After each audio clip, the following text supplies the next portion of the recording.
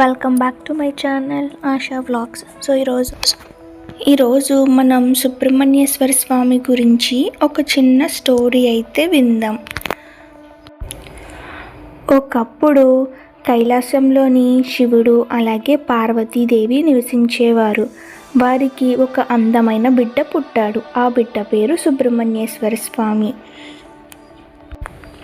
ఆ సుబ్రహ్మణ్యేశ్వర స్వామికి చిన్నప్పటి నుంచి చాలా ధైర్యవంతుడు. ఆయనకు నెమలి వాహనం అంటే చాలా ఇష్టం.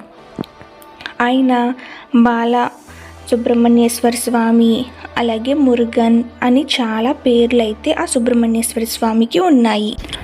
అలా కొన్ని రోజులైతే గడిచాయి. ఆ సమయంలో తారకాసుడు అని ఒక రాక్షసుడు దేవతలను చాలా ఇబ్బంది పెడుతూ ఉండేవాడు. ఆయన బ్రహ్మ దగ్గర వరం అయితే పొందారు.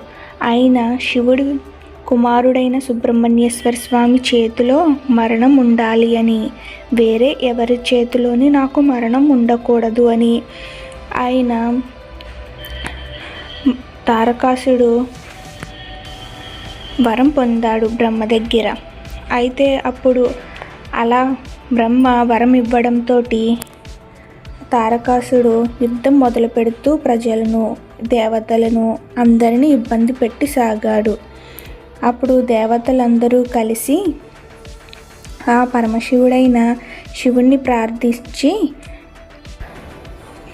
ప్రార్థించి అలా తారకాసురు నుంచి విముక్తి కోరారు.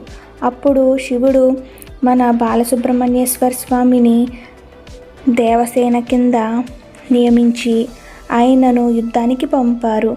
ఆ యుద్ధంలో సుబ్రహ్మణ్యేశ్వర స్వామి గెలిచారు. అప్పుడు దేవతలందరూ మన సుబ్రహ్మణ్యేశ్వర స్వామిని సేనాధిపతిగా చూసి అందరూ అతని ధైర్యవంతాన్ని చూసి మెచ్చుకుని సాగారు.